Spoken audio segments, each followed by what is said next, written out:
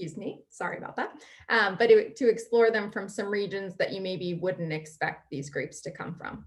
And surprise, surprise, you'll have a couple Piedmontese selections in there, as per usual.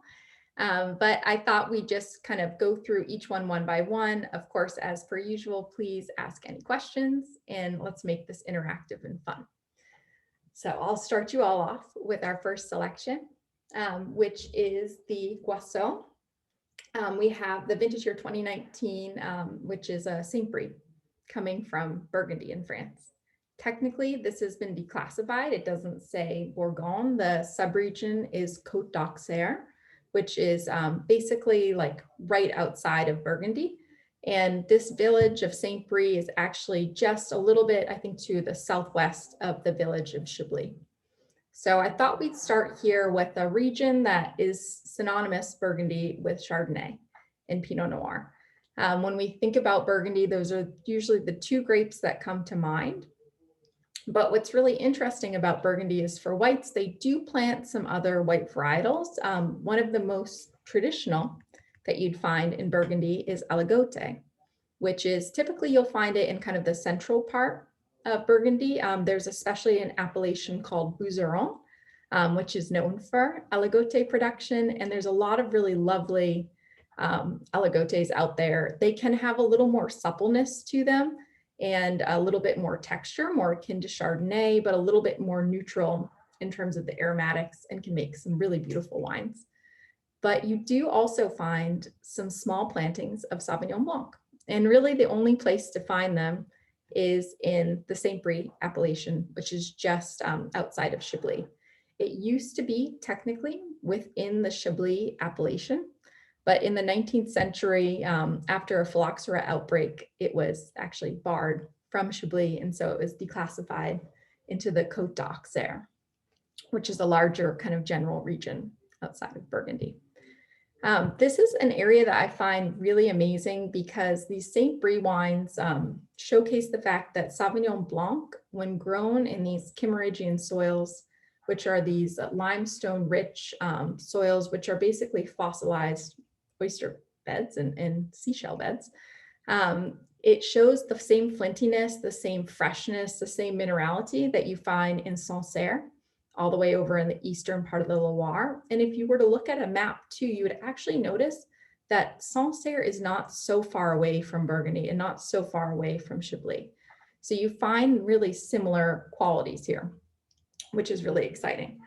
I don't know about you, but the price of Sancerre wines has like skyrocketed. Like it's hard to find really good quality selections, especially from single parcels of land that are kind of treated, not kind of the larger general areas at a good price point. So for me, like a Saint Brie can be a nice alternative as they tend to not be super expensive, usually no more than $30 a bottle. And this is an awesome producer. I don't know, has anybody ever had wines from Guasseau before? Anyone? Yeah, I had some of the Chardonnay. Okay. It's funny, I bought it for Gordon's offer. In the description said like Chablis-like. Mm-hmm. And while I love the wines, I did not find them to be Chablis-like at all. I wonder which one you had, because we have in stock right now I think it's called the Fossertine, which is one of their Chablis wines, which is wonderful. But they also do make a couple other wines that are blends too. I like Chardonnay and Aligote, so I don't know.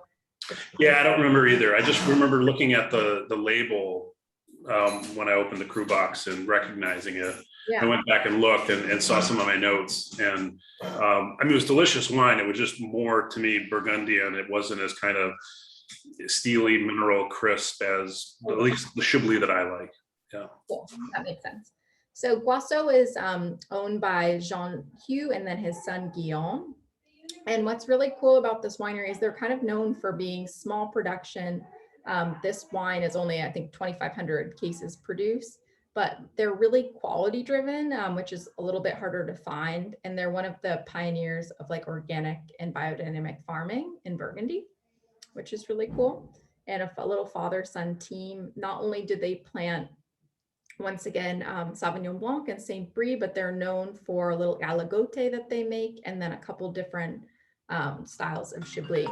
One of the ones that they have is Foster Teen, which we actually have in stock, which is really lovely. It is definitely more mineral driven, light, bright, steely.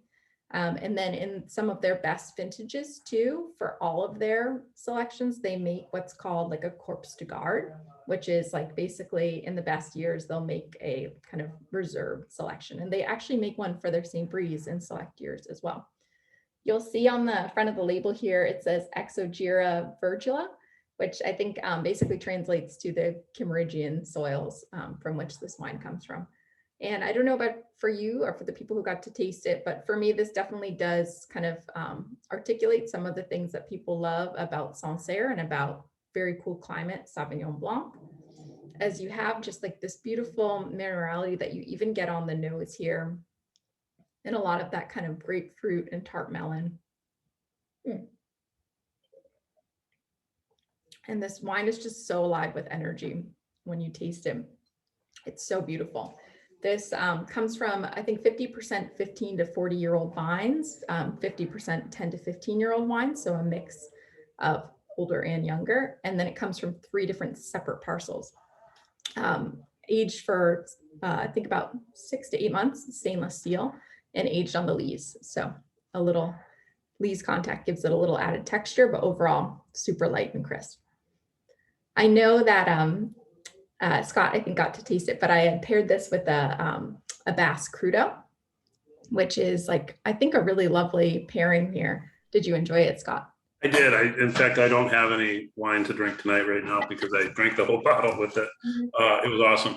Yeah, it's fun. I had actually seen, I did a dinner in Gloucester this summer with a chef friend of mine, who did the sea bass crudo, and I actually originally paired his because it was like a little bit more Asian inspired with a white Bordeaux.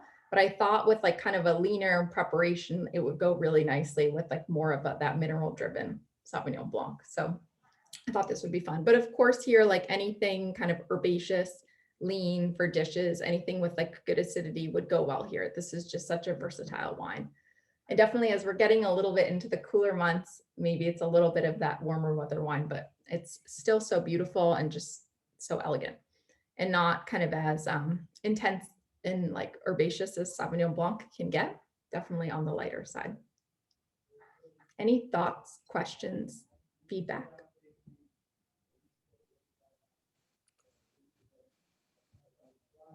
Chelsea, I'm enjoying this wine. I've had it before. The one thing about this wine, I always find it just seems very high in alcohol to me. And when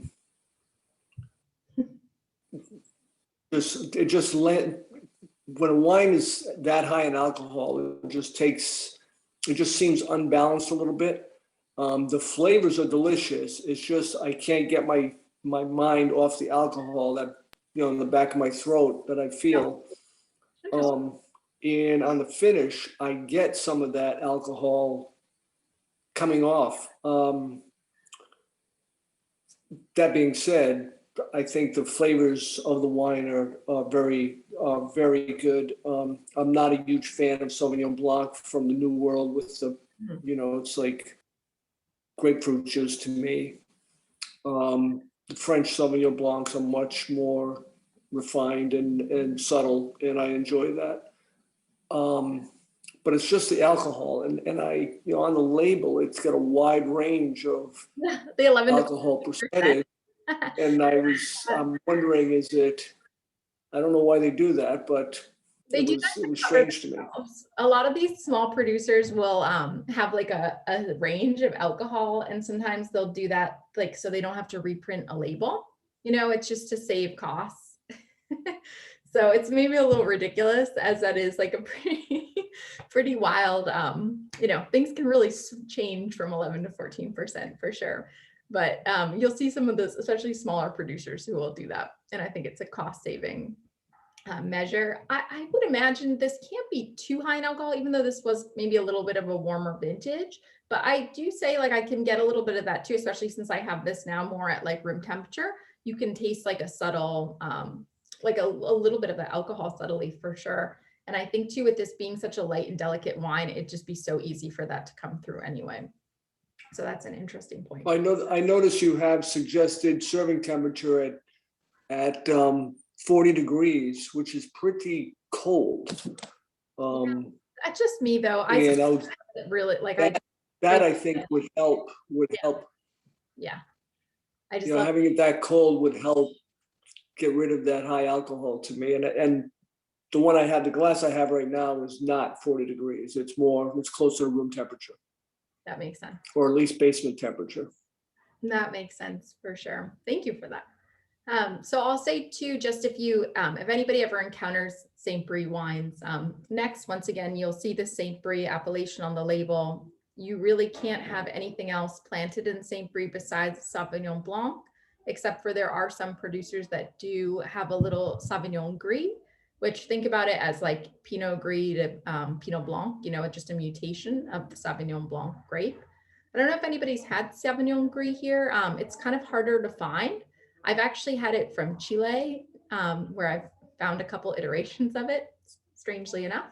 I'm more than happy to send some of those recommendations if anybody is interested, but definitely something fun to look out for those that are looking for alternatives to Sancerre and another area where you can plant Sauvignon Blanc. And most people would not think that that was Burgundy, but it does make sense, and it fits with the similar soils. So enjoy. I hope you enjoyed. And I'll move on to the Cavallotto unless there are any other thoughts that people would like to share beforehand. We'll do it. I'm going to go grab the bottle. All right. So we have 2018 Cavallotto Langhe Chardonnay. So I think most of you here actually were here for our, at least CruBox members, for our February, or it was our March CruBox, where we did a little portrait of Pinot Noir, and we focused on Pinot Noirs from some interesting producers in parts of the world that people might not expect Pinot Noir to come from. So I talk about that because Cavallotto is one of those producers.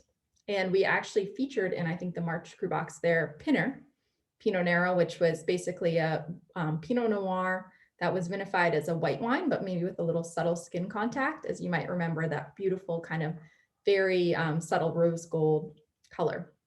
So I thought it would be fun if we went back to them and got to try their Chardonnay, as it is somewhat rare to find Chardonnay in Burgundy. And once again, a lot of people will say that Piedmont is similar to Burgundy in terms of some of the characteristics that you get out of the wines, in terms of the climate, in terms of the focus on crus. So I thought we'd go back to this and get to try it because it's very rare to find this grape here. So the reason being is Cavallotto is a, once again, family-owned property. They've been making wine since about, I think, 1928.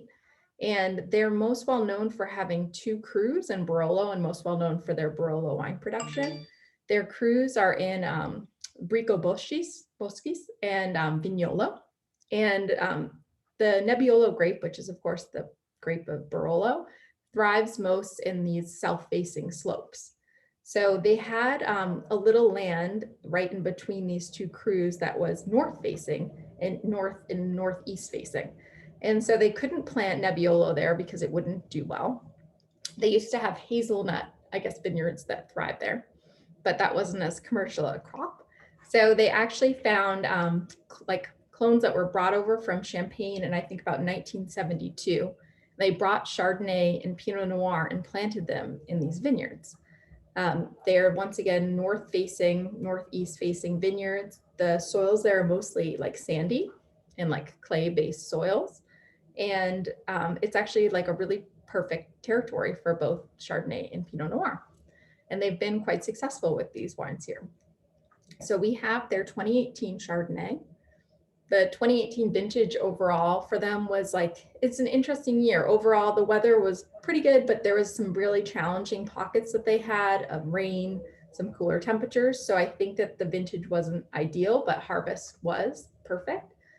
So the challenges here, once again, kind of produced a wine that had maybe a little bit more like robustness than they were hoping for. But it makes a really beautiful Chardonnay, in my opinion. This is aged Surly. with batonnage stirring for about 9 months, and then aged 6 months after that with partial malolactic fermentation, which is going to create a little bit of that texture and that like subtle, what we call buttery quality, and aged the combination of stainless steel and oak for about 6 months after that. This has that characteristic that is so elegant about Chardonnay, with that kind of combination of apple, pear, and peach. It goes through in these warm spices that kind of hit your mouth afterwards.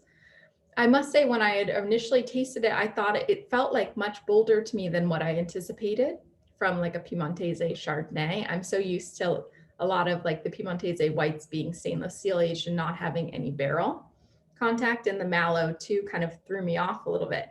But I must say this is just so elegant, and definitely is reminiscent of Burgundy without, we can never say that it's the same. It's not ever fair to do that. But a really beautiful, like elegant expression. Ooh, so yummy. So I'd love to kind of hear people's thoughts before I go into pairings.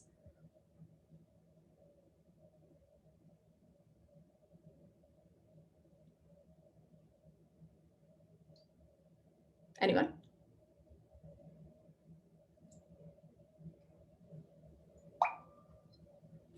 Chelsea, I'm enjoying this wine a lot. I haven't tasted any of these, so I'm on this batch. I've had some of them in the past, but not this vintage. I'm enjoying this a lot, and I was surprised that it was such tropical notes. On the nose, I get almost berries, like red berries, like strawberries on the nose, and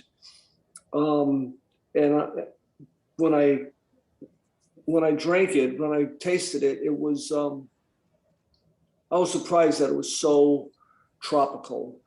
Very enjoyable, very drinkable. I think the pairing that you suggest, chicken marsala, I think would be perfect. This is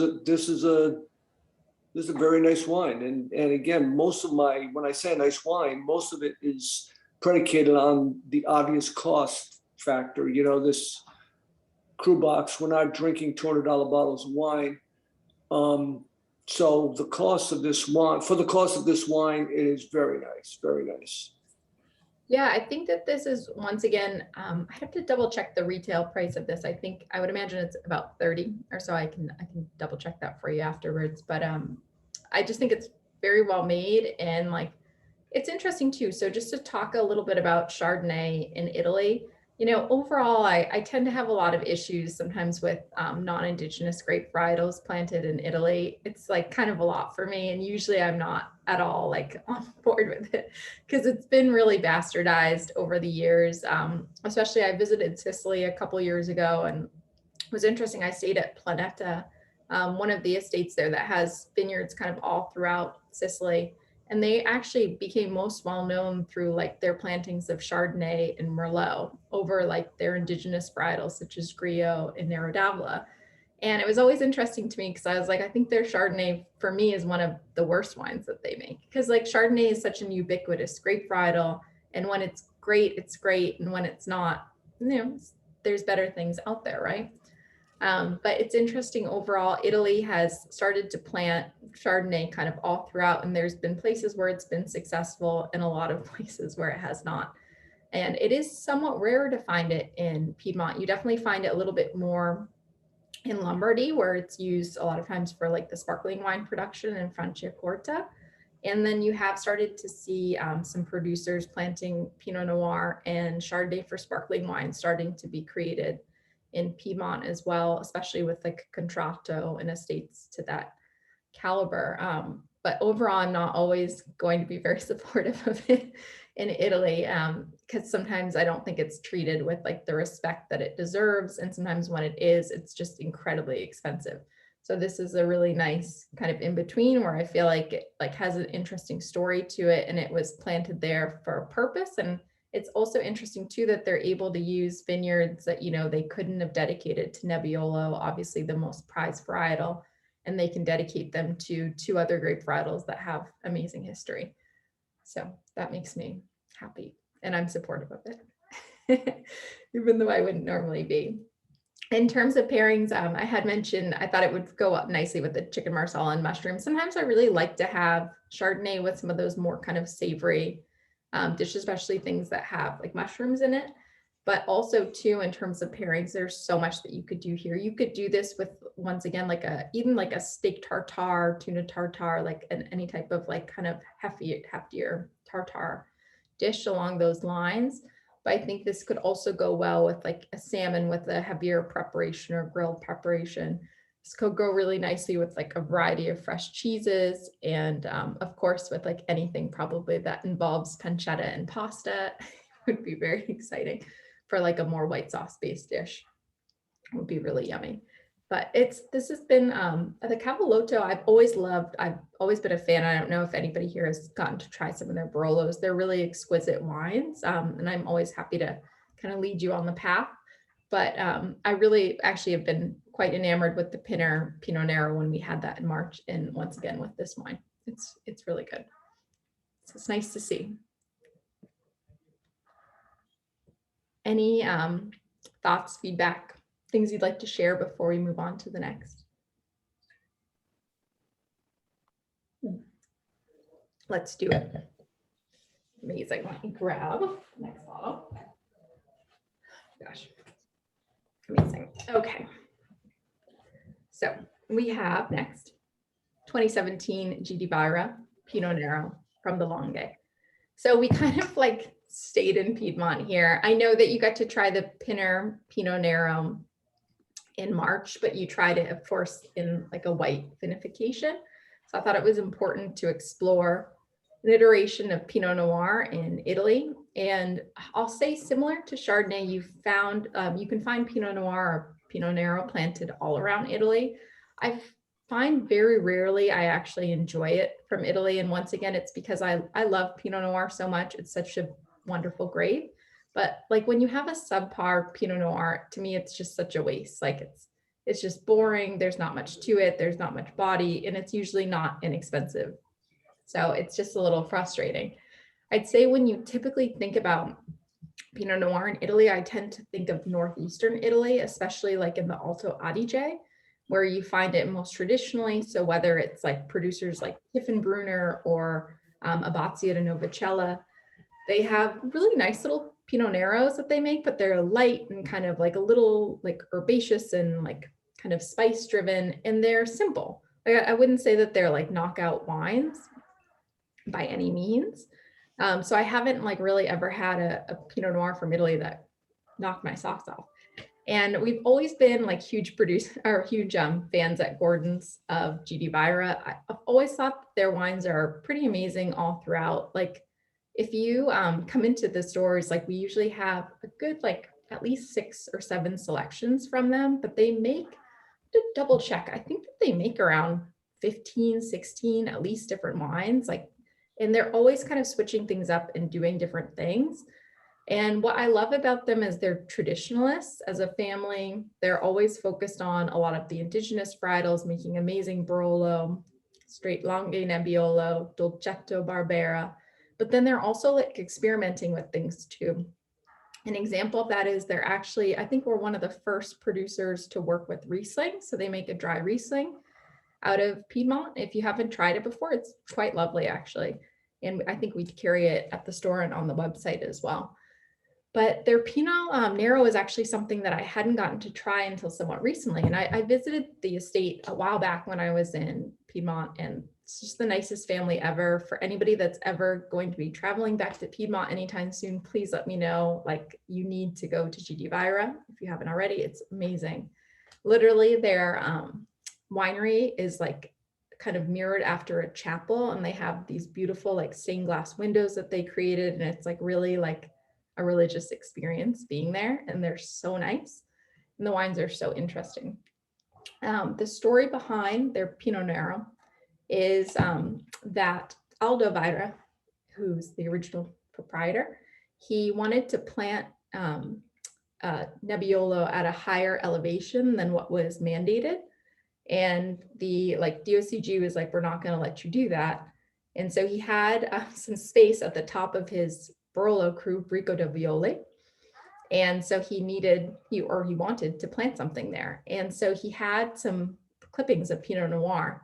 And so he started planting Pinot Noir there. And for a long period of time, it was called, I think, PN like Q497, which is like kind of an experimental site. And I don't think that they even started, I think this like started around like 1999 when they were trying to kind of figure out what to plant there. And they didn't start like selling this commercially until 2006 was like their first vintage. So it took them kind of a while to figure things out and get the lay of the land.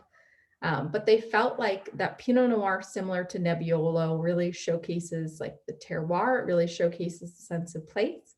And this was also a part in the vineyard of Brico de Fiole that was north facing, higher elevation. It kind of lent itself to Pinot Noir production. This is a wine that is aged for about 24 months in mostly used barrel, but they'll do a combination of stainless steel too. And I must say, I was like really enamored with this wine when I first had it. I've always been a fan of GD Byra's kind of more classically made wines. They're always like true to terroir and just made with like a lot of love and passion. The family is so nice and so welcoming. But this wine definitely offered more than what I expected in terms of body, in terms of like tannin and structure and backbone. And also too, in terms of like the complexity of fruit. For me, this took a little bit longer to open up. I had it open for about 60 minutes or so, kind of like over time. But kind of as it emerged, it really kind of made me very happy, and it was very pleasant. And it still feels like Pinot Noir, but it feels like the Italian iteration of Pinot Noir with that beautiful acidity and that structure that feels very Italian to me. So any thoughts, feedback? Had anybody ever had this before too? And I don't know what everybody's experience has been with GD Byra. If you haven't had an experience with GD Byra, please let me know about that, because I can change that for you if you'd like. Yeah, I was in a wine bar in Toronto many years ago, and there was the local like distributor doing a GD Byra tasting, and I happened to be there after and was talking to the person, and they ended up just pouring me through like the entire lineup of like 15, 20 wines, and I was just really impressed how just across the board they're super high quality. I don't remember this wine in particular, but yeah, just agreed, really top-notch producer. They're so good. And they also make too, whenever it comes out, I always get really excited about it. They make a sparkling wine, I think in the Method Traditional, which is really amazing. It's a rosé. It's 50% Pinot Noir, 50% Nebbiolo. It's so good. But they're their Barolos are amazing. And like, I love, once again, a huge fan of all of their like indigenous grapes. They do real wonderful wine. I think it's called Caille. It's a Fresa. Another indigenous varietal to Piedmont, which is quite beautiful as well. And they're one of the few producers to really kind of spearhead some of these lesser known grapes. But it's once again interesting too that they're able to work with, grapes that are more commonplace, that once again are non-indigenous, but they do it in a thoughtful way, not just to like, they're not doing this to like broaden their market per se. They're doing this to have fun and to experiment. And I think that that's the difference. Overall, I find like Italian producers who think they need to like plant or non-indigenous varietals to like break into the market. Like that's kind of sad for me sometimes, because I'm like, you don't have to do that. It can be like the best of both worlds. I always love to personally see it when it's a producer that's doing it, for the fun, for the experimentation, and it's not maybe their main focus, if that makes sense. And everybody has a different thought on that, and they're so it's all okay, but that's just my personal take on it. So I'd love to hear any more thoughts about the GD Byra if you have them. Yeah, we thought that pleasant was kind of the perfect way to describe it, but we were also commenting on how you would actually recommended to us their Barbera d'Alba. Yes. And I need to probably take better notes, but that was one of the ones that we marked as something we really enjoyed and definitely wanted to buy again. So when we first got the box and opened it up and recognized the label immediately, we were pretty excited about this one. Oh, cool. Yeah, their Barbera is amazing. And like Barbera too is such an interesting grape. I mean, we could do a whole CruBox series just on Barbera, just because I find like when I went to Piedmont originally, I kind of thought of Barbera as just like the workhorse grape of Piedmont, the everyday grape, but there's so many iterations of it, and it can be such a hardier, more complex, and sometimes age-worthy wine that people don't even realize.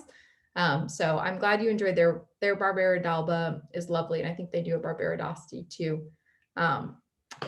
They do really great stuff, and Vietti too. If you love Barbera, would be a really great place to go. So I can send you guys some recs there. I was gonna say, if you do make a box on just Barbera, I think Dennis will be very, very happy because he is very into them. So it's interesting because it's an area, once again, too, that's like, Barbera just doesn't get a lot of love. It's like, once again, wasn't thought of as a very serious grape, but it actually does have some more serious iterations. There's a really cool producer, very old school. They make a lot of Barolo called Odero, and they do a Barbera from this like sub-region called Nizza, Nizza, which is like quite exceptional. I just had it a couple months ago for the first time. I've been reading this book that's like exploring all the different crus of Italy. And it's actually turned me on to like sub-regions that I didn't even know existed. It's like, that's why Italy's so fun, because it's always just an exploration. And you really are always going to have to kind of be up for learning something new. So that's very cool to hear. Love that. Well, amazing. Well, I'd say too, once again, Pinot Noir is being planted all around the world, and people are, very passionate about it. But for me, there's just very certain places where it does well. And for me, it's always going to be Burgundy, and it's always going to be like the Willamette Valley for me is actually personally one of my favorite areas for Pinot Noir production. California obviously has a lot of good pockets too, but it's just hard because it's just one of those grapes that's so temperamental, and it just, like, once again, having a subpar Pinot Noir is just not fun. So I don't wish that on anybody. So we'll never have that happen here. But if there are no other, yeah. Pinot Noir to me is like my favorite red grape. Second only for wine, second only to Riesling. Yeah. But obviously Riesling's not red. But I always enjoy it when I taste a wine that comes from a different area that has its own flavors and still very good. And I find this wine very pleasing. Even though it tastes nothing like Burgundy or Oregon or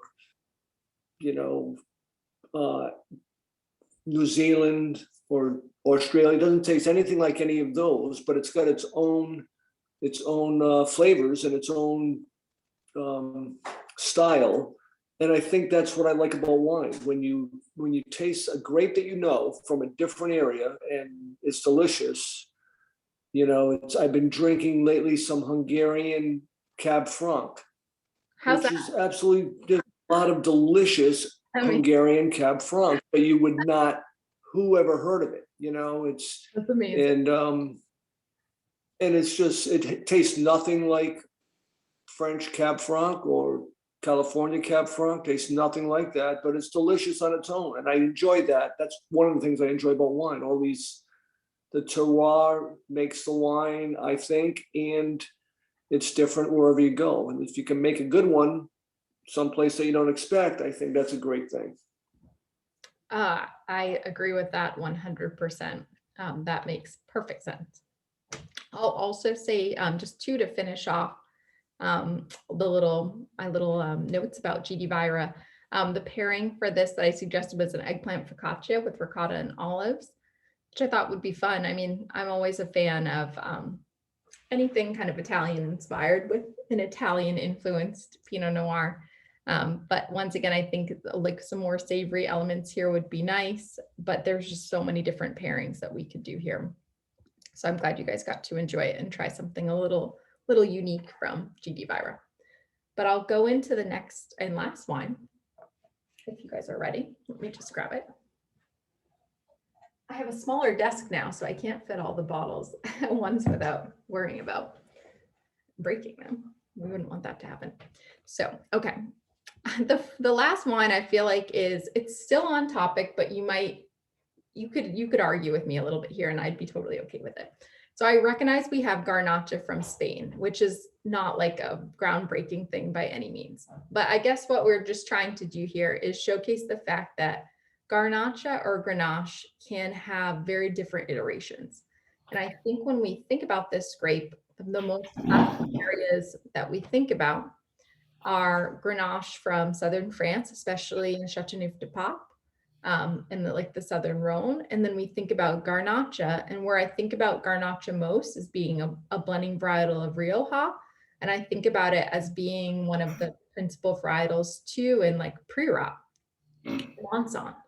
When I think about all of those areas, they're super, they're warm, they're sunny.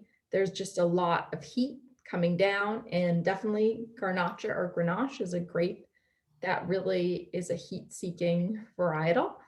But because of that, it can sometimes be overdone. Alcohol can really easily with this grape get very high. The flavor can get extremely extracted. And it can very easily get off balance because it's naturally a varietal that doesn't have super high levels of acidity. And it's one of those grapes too that kind of straddles the edge of being once in a while, and I just throw this out here, maybe a little bit more Pinot Noir-like. We'll talk about that in a second. But overall, it's usually pretty like robust, spicy, lots of like ripe, juicy red fruit, which definitely can really appeal more to, and I'm not saying it's like Cab, but can appeal more to those bold red wine drinkers who enjoy Cabernet Sauvignon and some bigger grapes. So I'm taking you to a terroir that I think is very interesting, an area that's a little less explored in Spain, which is overall, you'll see known as the Vinos de Madrid DO. But within it, it's a subregion called San Martin de Valdeiglesias. So within the Vinos de Madrid, we're going to be about an hour from Madrid, I think, to the west. And you have three subregions that are in the Vinos de Madrid. You have a subregion called Arganda, San Martin, which we have here, and Navacarrero, I think is what it's called. And you're starting to find some really interesting producers here that are just doing some cool things. They're planting a lot of different grapes here, and definitely some non-indigenous varietals such as like Cabernet Sauvignon and Merlot. But I've seen that San Martin is kind of the epicenter for a good amount of Garnacha production. And this is a high elevation zone, an area with these beautiful kind of very rocky soils. And it's like sometimes too very rogue terroir in the sense that parts of the appellation are within like a national park. So sometimes even just getting to some of these vines is like, it's an experience for sure. This is a cool property. Navajarreros basically translates roughly to like forest of the bear. And it was a property started in 1923 by a doctor named Alvarez Villamil, I think is his name.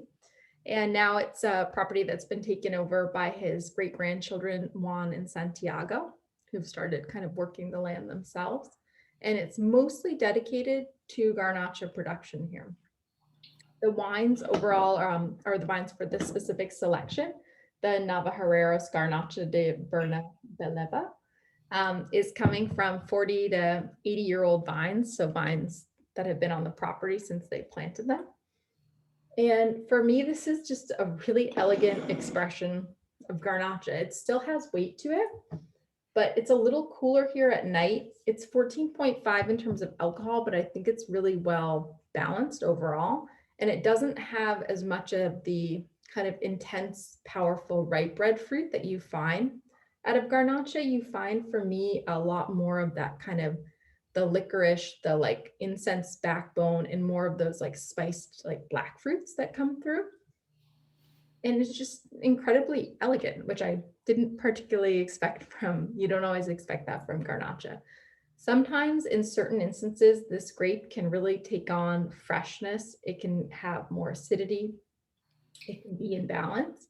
But once again, it's just about finding a terroir that like really is well suited to that. And this area, San Martin, has been really lovely.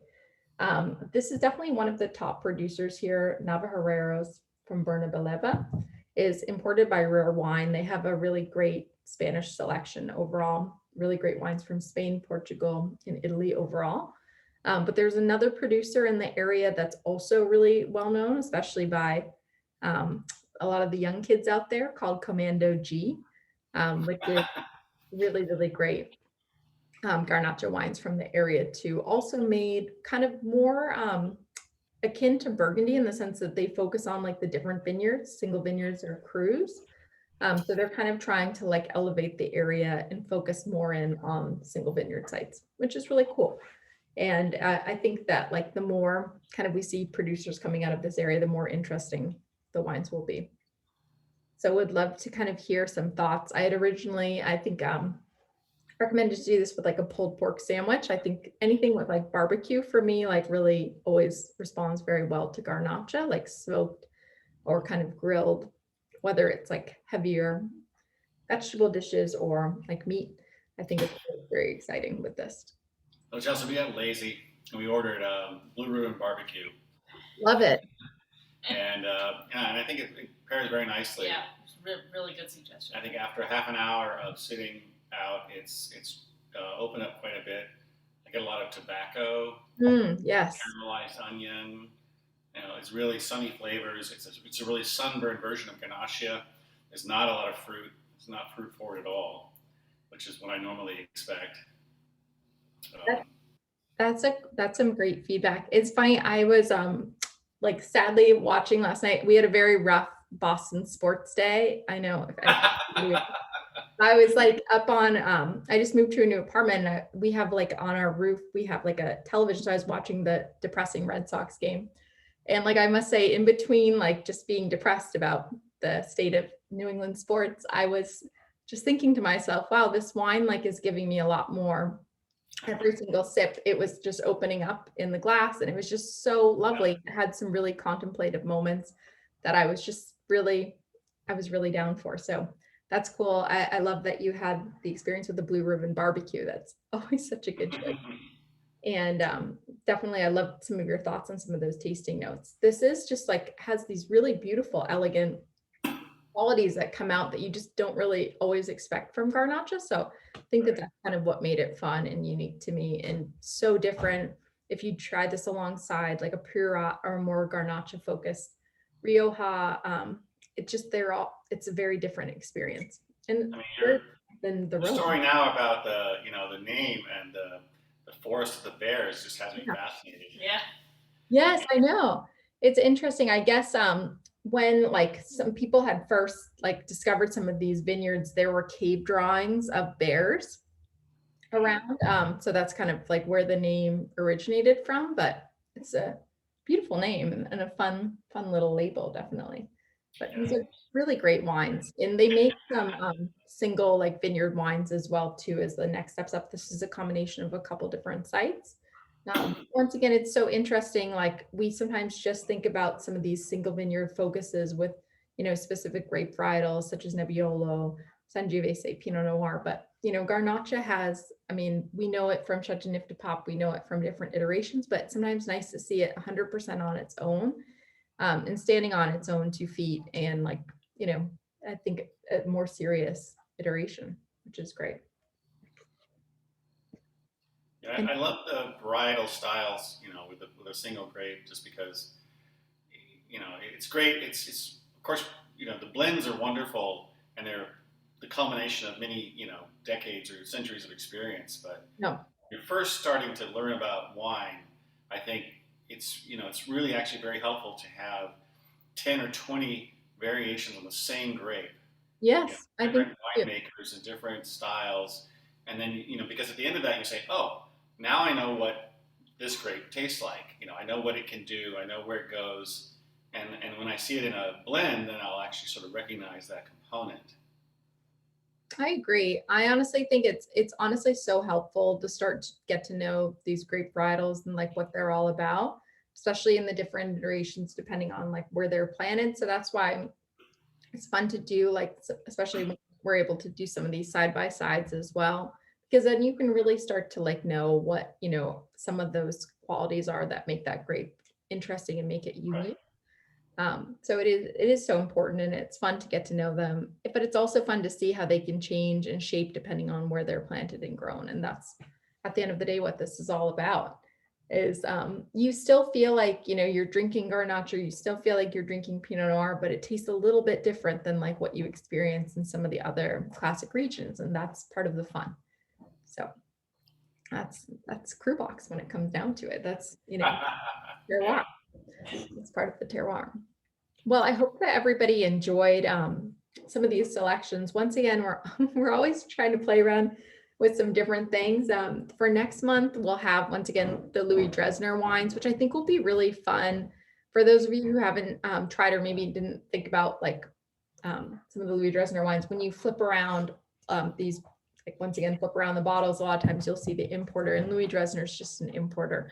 They're known definitely for a more natural wine focus, but some of the original, like kind of natural wine producers, and they're really, really cool wines. So we're going to explore.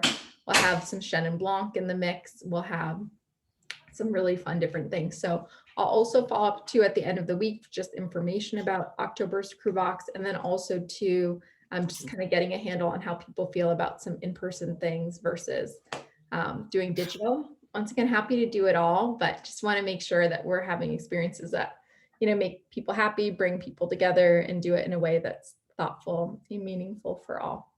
So I just want to thank you guys all for joining us again. And I'm here to answer any questions. I'll stick around. But it's always such a pleasure being with you all. So thank you.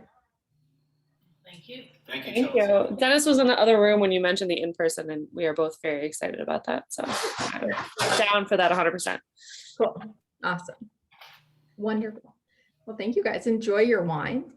I hope you have a great rest of the night. Happy Monday. And I hope everybody has a great rest of the week.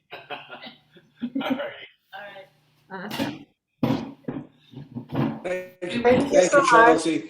Thank you. Bye. Thank you very much. Thank you.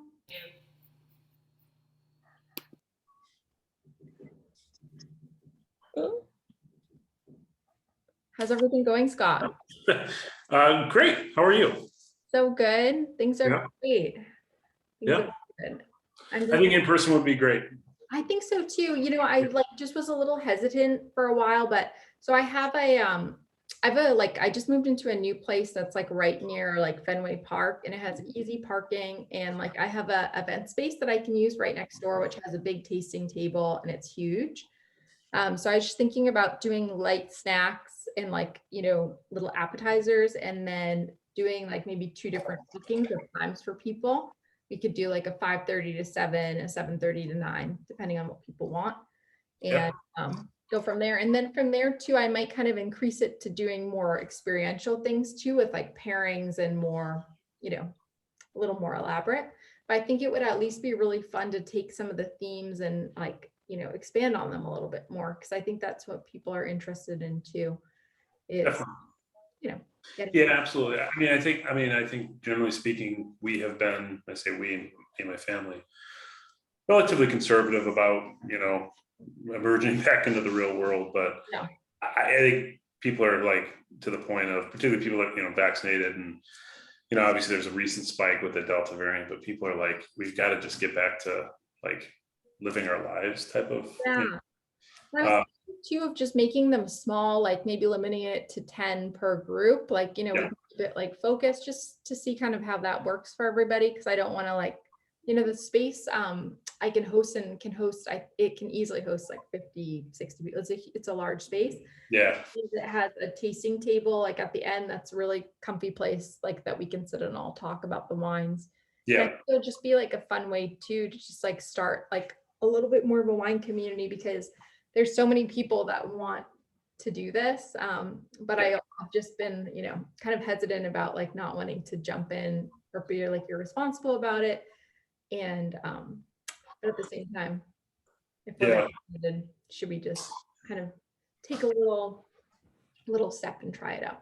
Yeah, I was picking up my wine at Gordon's a couple weeks ago, and peered into the back room. They used to host tastings, and it's just stacks of boxes and stuff. And I kind of looked in there, and longingly commented to Teresa, I'm like, oh, that's kind of sad.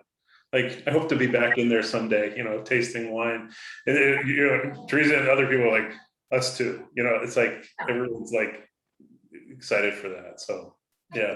Be interesting too with Gordon's. Like, I think it's an opportunity to hopefully for them to maybe renovate the space a little bit, because to be honest too, it's a space that like hasn't been touched for like 20 something years. Sure.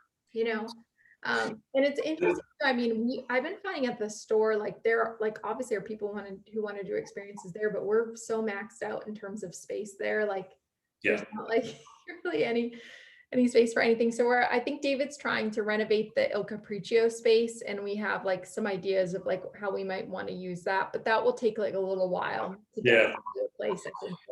Yeah, definitely. If you like kind of look at that Gordon's tasting space versus say Urban Grape, the Gordon space is definitely like less conducive to a kind of a open discussion about, right? It was very kind of school, Yeah. No, this my space like at the building is awesome. I must say, like I'm really excited about it. It's honestly been great. So I just moved to the Bower, which is literally like right next to Fenway Park. Yeah. Like it's so much fun. Like I've like literally just been, even though the baseball games have been depressing, I can see it from my roof.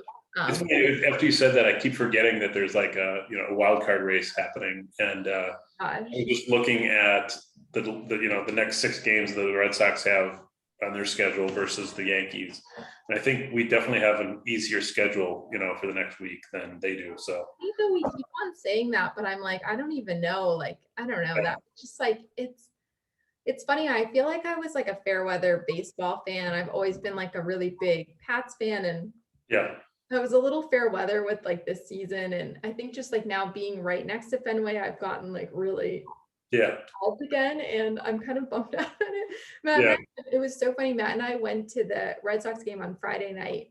We got like tickets last minute at the start of the Yankees, and it was so crazy. I mean, obviously we lost by like a lot, but that was actually one of the crazier games I've been to, because there were so many Yankees fans there. Like, I don't know if you could tell if you were watching the games, like there were so many so here at the Bower, like I'll hear the reaction before we see it on TV. I hate it because I always like get nervous if I don't hear like a crowd, like a big like applause.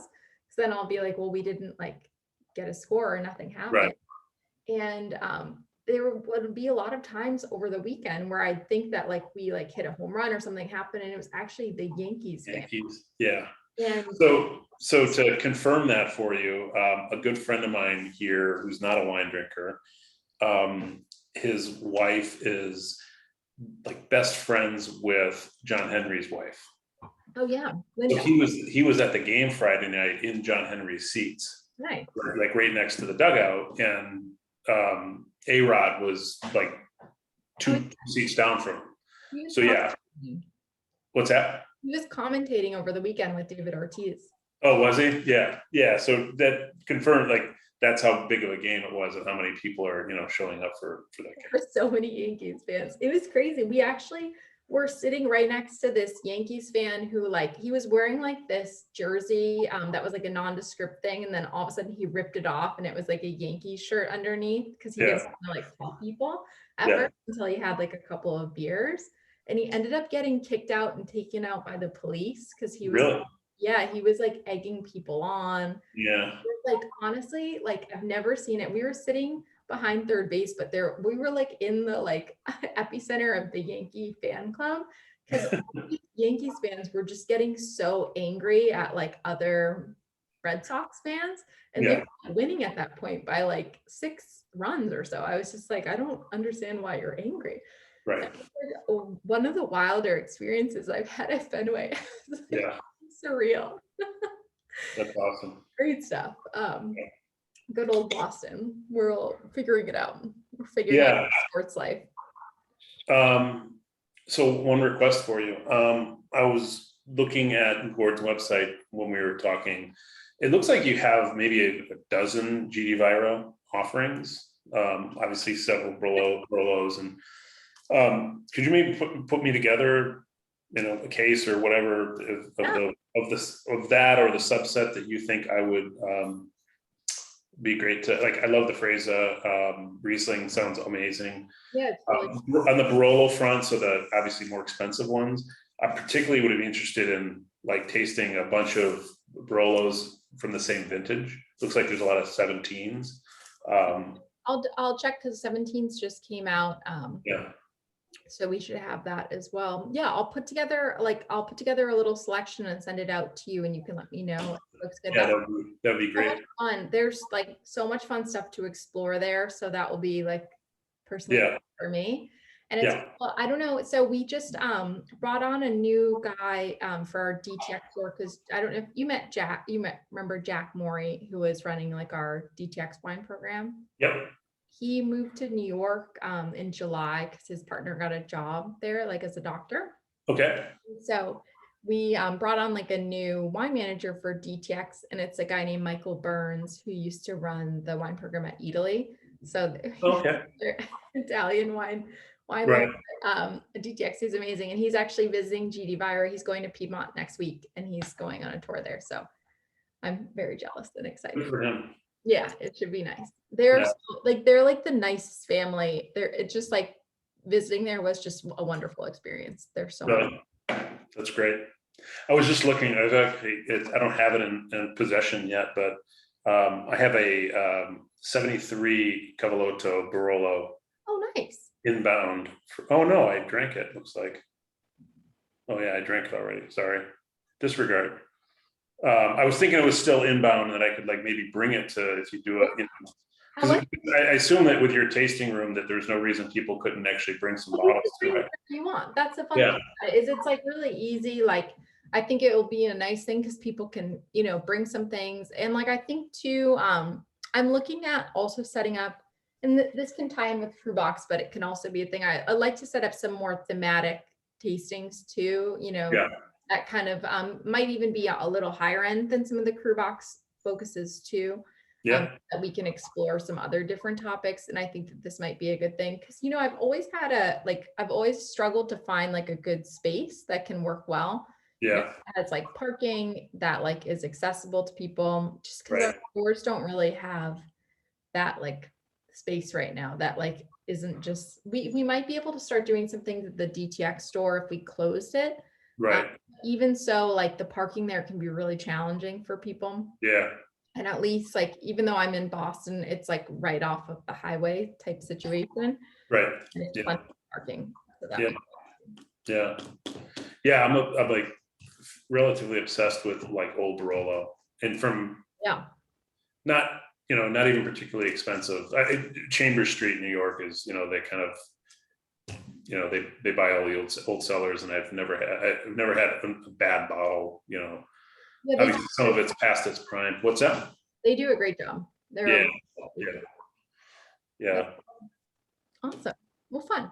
Well, I will send out more information at the end of the week, but I'm excited to try out something different, and always so much fun to get to definitely chat with you. And I'll put together some ideas for a mixed GD Viro set. Yeah, that's great. Yeah, I'm making a pheasant marsala this week, so I can't wait to pair it with Cavallotto.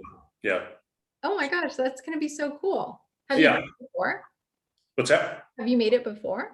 I have, yeah. So I hunt quite a bit, and so are there's pheasants on your shirt right now? They are, yeah, exactly. Yeah, at least one, a rabbit, pheasant, something else. Yeah. So I generally have some pheasant, and finding a good recipe, good preparation, where it doesn't, wild game can be dry. So finding something that doesn't dry it out is kind of palatable to everyone. I made, my son shot his first, he's 12, he shot his first pheasant last fall with me, and came home and helped me prepare it and everything, and that's what we made, and everyone loved it. So so we're gonna do that. Where do you shoot the pheasant? Like what area? So we got a pandemic dog like everyone else. So training her to hunt, and joined a hunting club up in Hillsborough, New Hampshire. So it's about an hour and a half from me. What dog did you get again? I remember it was like a really unique breed. A Vizsla. Yeah, so it's a Hungarian. Yeah, so I should probably find some like Hungarian wine to pair with it. Yeah, so she's a Hungarian pointer. That's so cool. That's awesome. That's so interesting. I love that so much. I just think that that's so cool. I started watching like this show in quarantine, I remember last year, which was like Northwood's Law. Yeah.